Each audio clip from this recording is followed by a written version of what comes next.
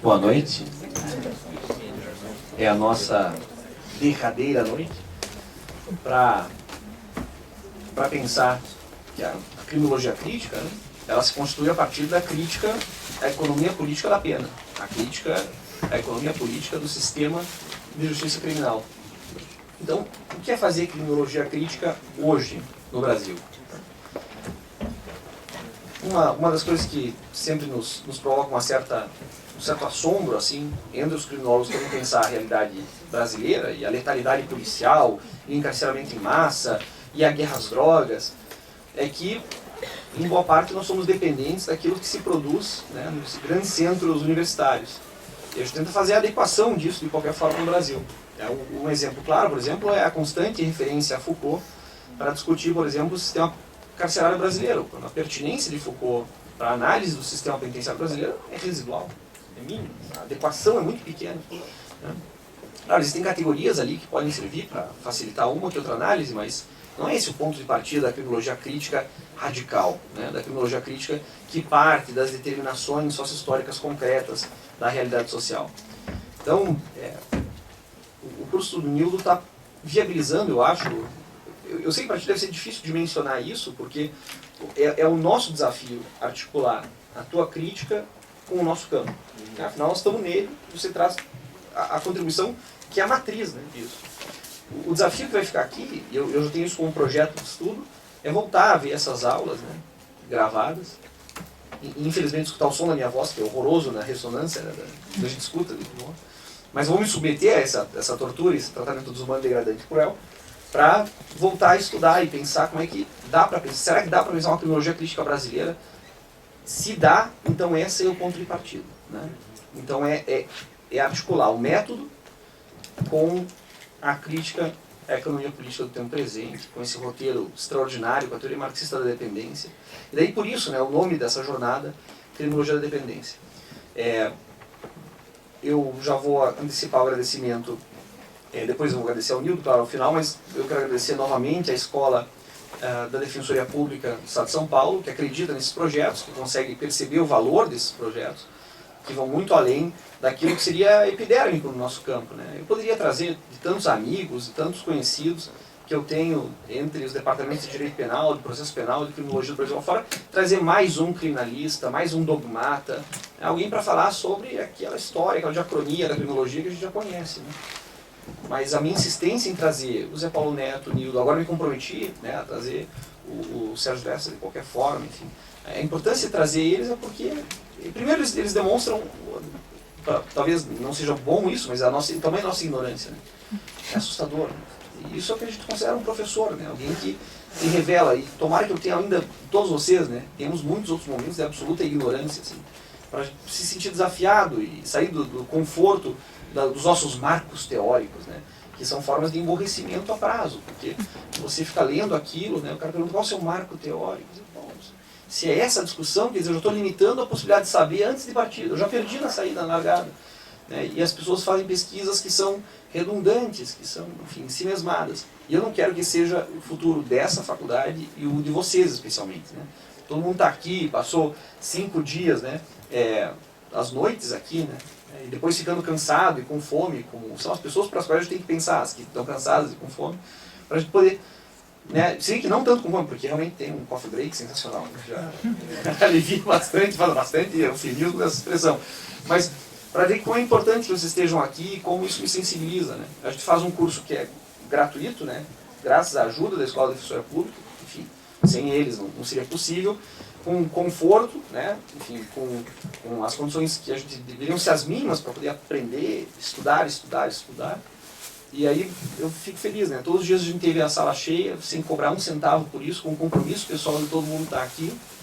E é isso, né? A criminologia crítica, o futuro da criminologia crítica do Brasil é exatamente o que nós vamos fazer, né? Porque nós somos poucos, mas como diria um amigo Renato, somos poucos, mas somos loucos. Vamos bem nesse projeto. Está passando por aí uma lista, o companheiro Thiago está vendo quem vai ter interesse em constituir um novo círculo de leitura sobre o imperialismo. Né? É isso. Enfim, não preciso dizer que está mais do que recomendado. Né? Estudar, estudar, estudar. Ou então, ouvir, ouvir e ouvir o Nildo, certo? Então vamos para o nosso primeiro bloco. Bueno.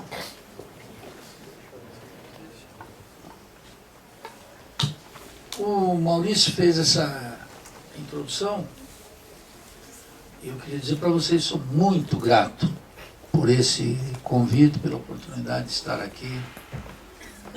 Mas muito grato mesmo. Estava dizendo para o Maurício que eu estava hoje lendo esse livrinho aqui, do Rushin. E o Maurício já tinha me mandado algumas coisas. E realmente a burrice é uma coisa terrível, né?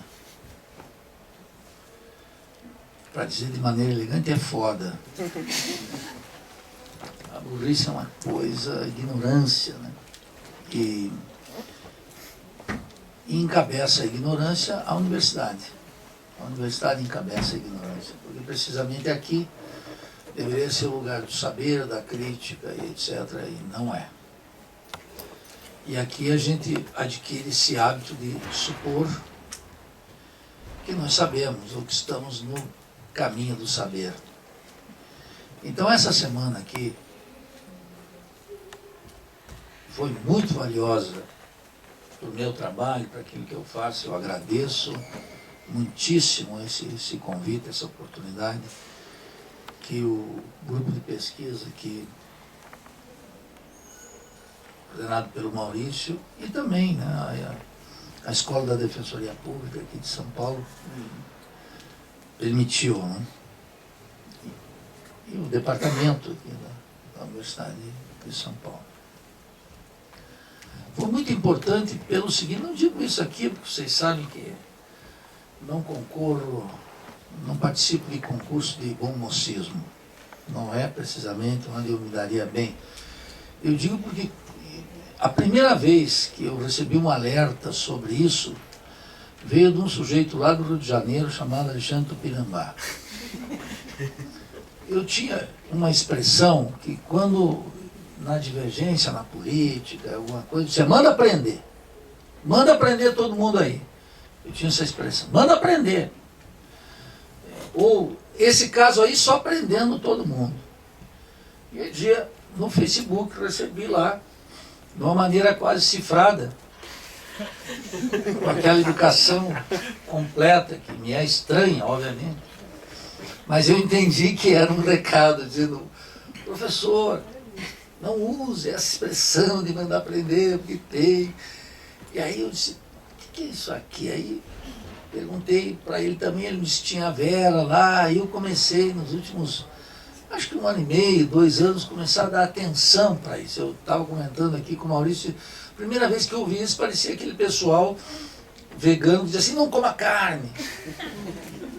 E agora me dou conta, efetivamente, que aqui tem algo muito valioso e importante para os estudos latino-americanos. E esse meu estranhamento aqui, ele tem uma origem, né? Eu nunca vou deixar de recordar a todos nós. Nós estamos metidos numa divisão social do trabalho. A sociedade capitalista se caracteriza por isso. Entre as consequências ocorre essa separação entre trabalho intelectual e trabalho manual. E há uma divisão social do trabalho que é muito poderosa, que é muito eficaz, que sustenta a sociedade capitalista. E, em consequência, essa divisão social do trabalho cria uma divisão naturalmente burguesa do conhecimento. Razão pela qual eu disse aqui numa das intervenções anteriores, é preciso formar geógrafos, da mesma maneira que é preciso formar físicos, arquitetos, engenheiros, médicos, advogados, dentistas, economistas. Vem daí. E quando nós nos metemos nisso, é muito difícil sair disso. Não é um ato trivial. Superar essa divisão social do trabalho, superar essa divisão burguesa do conhecimento a qual nós estamos limitados, que é o império das disciplinas, dos departamentos, dos grupos de pesquisa, da especialização, decorrentes, é muito difícil. E a política oficial do governo, e de qualquer governo, não é necessariamente de fomentar um esforço nessa direção. Entendeu? De tal forma que vocês podem ver em sucessivos governos, há um avanço cosmético numa área, numa outra, que separa, que diferencia um pouco um governo do outro, mas um enfrentamento vigoroso com essa divisão burguesa do conhecimento no Brasil, nos últimos anos, que alguns esperavam, que outros torciam, que alguns motivavam, de fato nunca aconteceu. Durante todos esses últimos anos, nós vimos precisamente o fortalecimento da concepção da CAPES, do CNPq, do FINEP, dos órgãos de financiamento, da linha do Ministério, do Conselho Federal de Educação, tudo isso que fortalece, em última instância, exatamente esse belo quadro social que nós nos encontramos nas universidades. Fortalece isso. O debate, naturalmente, correu por um terreno muito mais cômodo para as classes dominantes. É preciso ampliar as universidades federais, então ocorreu uma expansão, que eu chamo de uma expansão degenerativa do sistema público universitário, ocorreu a ampliação dos institutos federais de educação, ocorre isso, mas isso dentro da mesma lógica. Então, o problema de ser público ou privado, ou ser mais ou menos amplo ou menor alcance, é algo relevante, mas não é o que decide a sorte do sistema. É preciso ter uma mudança radical nisso. Então, claro, isso coloca como um problema central aquilo que, em alguma medida, eu toquei rapidamente no figurino francês, é os condicionamentos sociais para estabelecer um programa de pesquisa como criminologia crítica. Não é? Claro, o Maurício estava dizendo aqui, bem, eu lendo aqui o Rush, a apresentação daquela professora, né? Qual é o nome dela? Essa. Isso, a Gislaine Neder. Ela dizia, eu fiquei vendo assim, bom, quando saiu o Vigiar e Punir em francês, 2 anos depois estava traduzido em português. Mas esse livrinho aqui demorou 20 anos. O figurino é barra pesada. Eu não quero tirar todo o mérito do Michel Foucault, eu quero dizer o seguinte, é que o Michel Foucault mesmo se baseou em larga medida, segundo o que eu estou lendo aqui, e vou ter que checar nesse trabalho, que é um trabalho muito anterior, várias décadas anterior. Isso mostra o quê? Que a determinação de um programa de pesquisa, ele está submetido a todos os condicionamentos da sociedade e, portanto, está condicionado ao tema da opressão e do domínio imperialista nos nossos países, como está condicionado também pelo tema do colonialismo, do neocolonialismo, que nós estamos submetidos. Então, o tema da universidade, quer dizer, o fato de que não existam estudos latino-americanos mais ou menos de uso estendido no Brasil, mostra claramente essa tendência, manifesta muito claramente. De tal maneira que qualquer área fecunda, como é a criminologia crítica, por exemplo, teria que estar já, chamamos de empapada, banhada nesse ambiente de estudos latino-americanos, de pensamento crítico latino-americano, que poderia certamente dar muito mais potência e função. Já tem uma diferença aqui, que lendo o que eu li, comecei o livro hoje, né? Recebi aqui de um aluno aqui, um belíssimo presente.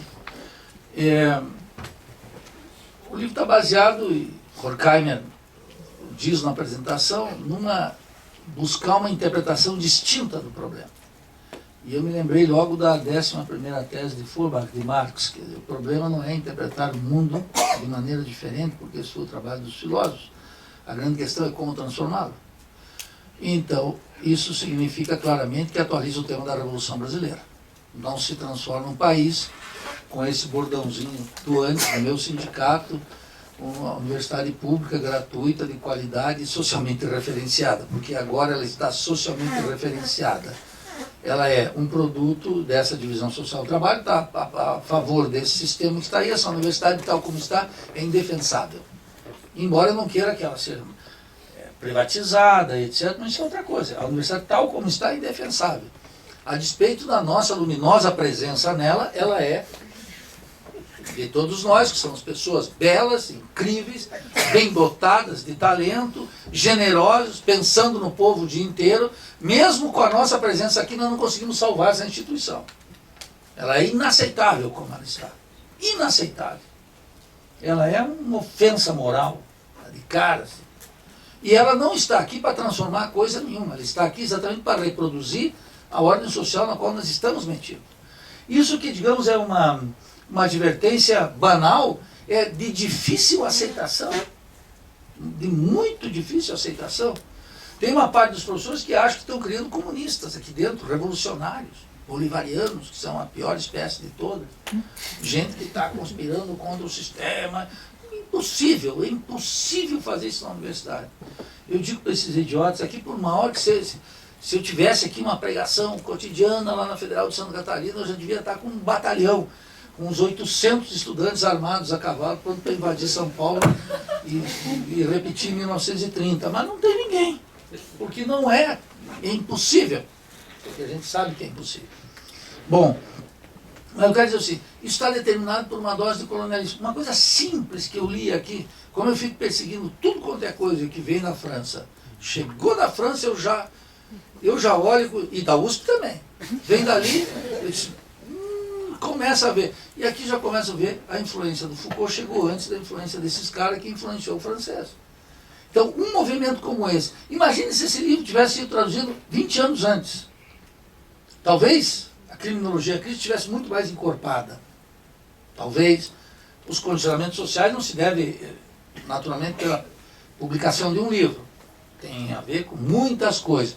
Mas eu anotei aqui, é claro que o fato de que o Capital do Marx foi traduzido já em 1898 na Argentina para amplos setores foi muito mais importante e se observa isso na sociedade do que no Brasil, que foi traduzido em 1968, no auge da ditadura.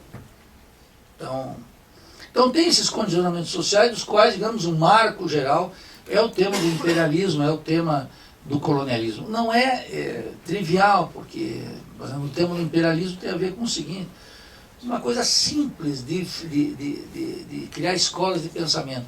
É preciso ter, no mínimo, bibliotecas. E nós não temos bibliotecas. Você precisa ter uma biblioteca. E qual é a biblioteca? Quando penso na biblioteca, eu penso na biblioteca do Congresso dos Estados Unidos. Em Washington, que a biblioteca, chegar lá, tem tudo. Tem o Lima Barreto lá, as obras completas. Vai ter tudo. E nós padecemos isso, irmão. Não está disponível. Não é? Só para eu poder falar do Guerreiro Ramos, eu quero dizer o seguinte, quando eu descobri o Guerreiro Ramos, eu li, não vou deixar de contar isso não, que eu li quase a totalidade dos livros do Guerreiro Ramos em fotocópia, porque não tinha o exemplar. E lá na biblioteca da Federal de Santa Catarina, da faculdade, do programa de pós-graduação em administração, onde o Guerreiro Ramos deu aula durante 2 anos, a maior parte dos livros também tampouco existia. Então eu ia catando gente que ia me mandando.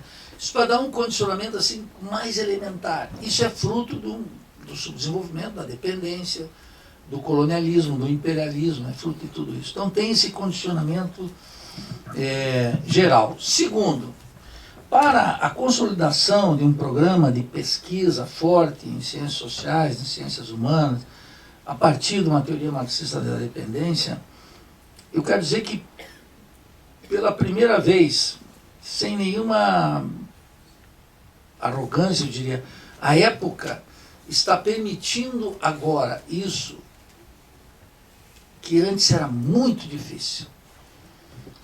Muito difícil. A gente conhecer os autores, saber, ter esse tema da integração latino-americana, quer dizer que um dos condicionamentos sociais para fazer uma potente escola de pensamento crítico latino-americano, fortalecer essa tradição que nós já temos, ela está dado pelo fato de que agora milhões de pessoas estão discutindo a integração latino-americana E a integração latino-americana está em curso, ainda que a partir de um instrumento de denominação burguesa. Dei um dado aqui, que repito, entre os 15 maiores exportadores de produtos do Brasil para a Argentina no âmbito do Mercosul, 13 são multinacionais. Uma era a Odebrecht e outro era já vou lembrar, hein? A Petrobras. Então, está dominado pelas multinacionais. Como disse Mariátegui, a burguesia não coloca os trilhos para fazer a revolução, mas ela coloca os trilhos. E quando vocês... não sei se alguém viu aquele filme Gringo Viejo, aquele filme é um filme hollywoodiano, que é sobre a Revolução Mexicana. Está baseado na novela do Carlos Fuentes, Gringo Viejo, um mexicano. E esse alerta de José Carlos Mariátegui, nos 7 ensaios de interpretação da realidade peruana, a burguesia coloca os trilhos para o seu negócio, para a acumulação de capital, mas os trilhos ficam aí. Então, essa integração latino-americana que está ocorrendo aqui, ela está permitindo para o Brasil, para nós brasileiros, uma possibilidade extraordinária para pensar um programa de pesquisa com alcance latino-americano. E isso colide diretamente com algo que Walter Miglioli disse, de maneira desastrosa, que é esse autor, que é muito querido aí pelos estudos decoloniais, etc., que é um pós-modernismo que eu reputo horroroso, mas está muito de moda. Ele disse, olha, eu vou trabalhar nos Estados Unidos porque eu vou ter muito mais leitores. E eu, quando li aquilo, fiquei estarrecido, digo, bom, ele escreve em inglês porque teria mais alcance. Claro, do ponto de vista estritamente individual, é a pura verdade. Se alguém consegue publicar seu livro em inglês, isso abre um conjunto de portas, mas ele está pensando em publicar em inglês e está esquecendo que aqui nós temos 500 milhões de pessoas, quase isso, que são leitores, e cada vez mais. E lá na Venezuela, com o fim do analfabetismo, tem mais leitores, e na Bolívia e no Equador tem mais leitores do que tínhamos antes, e que é necessário escrever e pensar para el nuestro pueblo. Então nós temos aqui uma tarefa extraordinária. Não é? Então, com essa integração, mesmo acidentada, mesmo feita sob forma burguesa, mesmo sob um conjunto de condicionamentos, mesmo sob governos que são imprecisos, que são governos mais ou menos progressistas, mais ou menos populares, mais ou menos radicais, e alguns são menos do que mais, como é o caso da Venezuela e do Brasil, para pensar dois casos. Não é? Isso abriu um espaço social, que eu quero dizer aqui para vocês que estão com um debate sobre a criminologia crítica, que tem que ter já de cara uma ambição latino-americana. E vocês têm que pensar que tem que escrever, articular, organizar grupos de pesquisa, etc., em termos latino-americanos. Então quer dizer que aqui se situa o termo da ambição. Existem épocas que eu acho que a ambição deve ser uma companheira de todos nós sempre. Sempre. Quer dizer, quando estamos pensando em projeto, nada de modéstia. Modéstia não é boa companheira para esse tipo de coisa. Tem que ter ambição. Sem ambição não vão fazer porra nenhuma. Em lugar nenhum. Vão fazer um projetinho de pesquisa, publicar 2 papers e conseguir ser professor lá em Marília ou em Federal de Santa Catarina. Não dá nada. Isso aí não dá nada. Tem que ter ambição. E tem que ter ambição de grande influência. Então, quer dizer assim, isso é fundamental. Né?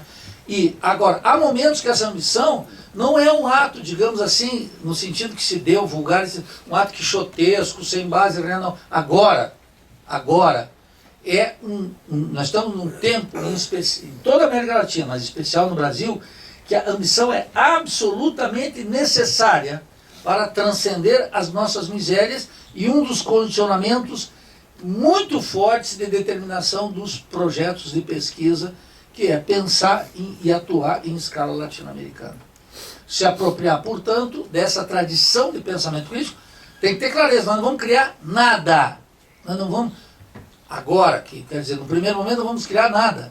E nem estamos aqui inaugurando uma nova fase. Nós temos que ter clareza que nós somos herdeiros de uma tradição. E eu sei que é muito difícil assumir-se nessa condição. Por quê? Porque o colonialismo está sempre negando a nossa própria tradição. Somos uns merda. Como é que vamos criar aqui teoria? Por que já não pegamos a escola de análise dos franceses? Por que não pegamos o estruturalismo dos franceses? Por que não pegamos o marxismo analítico dos Estados Unidos? E por que não pegamos a economia política inglesa? Porque nós vamos pegar porque nós não somos bocó. É por isso. Então, nós temos que ter clareza, quando nós temos essa ambição latino-americana, que nós temos que nos filiar imediatamente numa corrente de pensamento. Então, quer dizer, na universidade tem uma orientação nefasta, colonizante, reacionária, burra, safada e mais 850 adjetivos que eu podia dar aqui, que é uma espécie de mantenha-se um pouco afastado, de não se filie em uma corrente de pensamento, etc. Quando o fundamental é se filiar numa corrente de pensamento. E logo depois que tu considera que isso não está mais dando conta do recado, tu escreve um artiguinho dizendo por que não dá mais conta do recado, sai e vai para outra. E deixa constância desse movimento. Se filia numa tradição. Se filia numa tradição com o peso das tradições. Tem que dar conta disso. Para não ser uma bobada que parece que chegou na festa, que a música começou a tocar quando o sujeito entrou no baile. Não é assim. O baile está tocando há muito tempo. Nós entramos agora e temos uma oportunidade extraordinária, porque não é 4 da manhã, é ainda 00:30. Então temos muita coisa para fazer aqui. Então quer dizer, um postulado importante é saber que nós vamos nos filiar a uma corrente de pensamento. Então isso tem que assumir de maneira plena como objeto do projeto de pesquisa. Isso implica em estudar uma quantidade de coisas que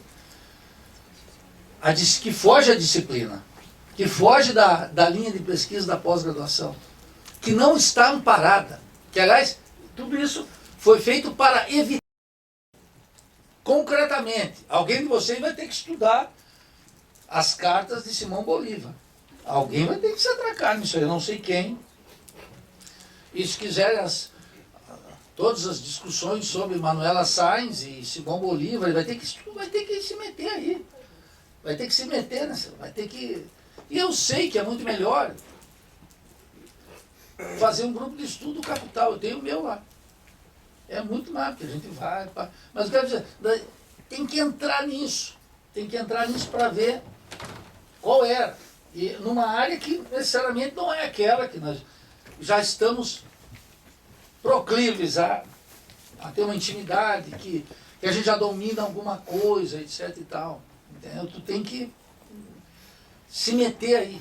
Então eu queria dizer isso, que ao entrar nisso, nós vamos participar de um movimento muito importante, e eu quero recordar aqui uma pista do insuperável André Gunder Frank, nesse último livro dele, que é o Reorient, ele que foi uma figura decisiva nos estudos latino-americanos sobre dependência, subdesenvolvimento e revolução, que é ele dizendo o seguinte: olha, agora nós estamos, quando ele se devotou ao estudo da Ásia e da China, etc., ele dizia, e descobriu um conjunto de coisas, ele disse, agora nós podemos fazer uma história universal, real, frente a essa história eurocêntrica que nos domina.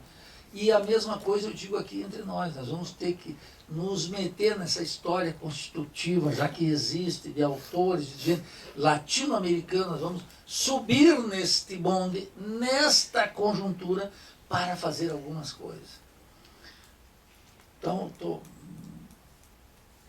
reforçando, quer dizer, nós estamos, quando vamos buscar uma perspectiva latino-americana, tem que ter clareza que existe aqui uma montanha de autores desconhecidos para nós, que a gente está constantemente, e dou aqui só a minha experiência nisso, que nesse sentido pode ser útil.